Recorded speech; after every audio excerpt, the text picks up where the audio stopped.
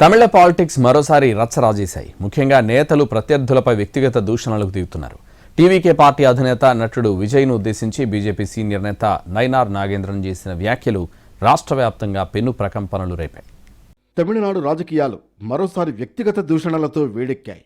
TVK party అధినేత నటుడు విజయ్ను ఉద్దేశించి బీజేపీ సీనియర్ నేత నైనార్ నాగేంద్రన్ చేసిన వ్యాఖ్యలు రాష్ట్ర వ్యాప్తంగా పెను సంచలనం సృష్టించాయి.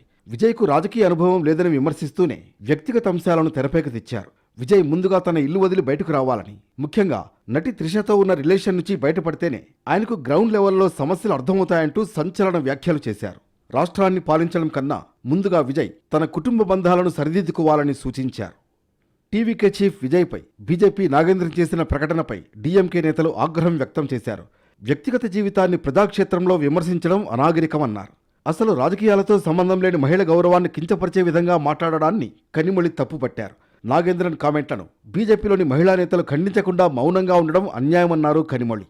He is the slave of RSS. The BJP leaders are all slaves of RSS.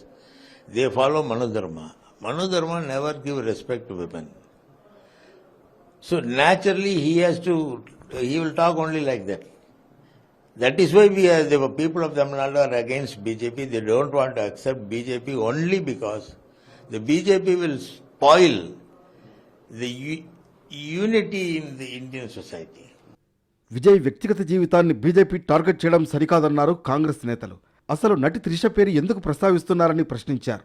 రాష్ట్రంలో సమస్యలపై మాట్లాడడం మాని బీజేపీ ఎత్తుగడలకు పాల్పడుతోందన్నారు.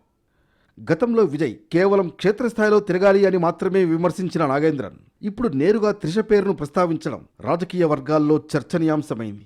విజయ్ తన రాజకీయ ప్రయాణంలో ప్రజా సమస్యలపై ఫోకస్ పెడుతుంటే బీజేపీ మాత్రం అనవసరమైన రూమర్లను ప్రచారం చేస్తూ ఆయన వ్యక్తిత్వాన్ని కించపరచాలని చూస్తోందని అభిమానులు ఆగ్రహం వ్యక్తం చేస్తున్నారు.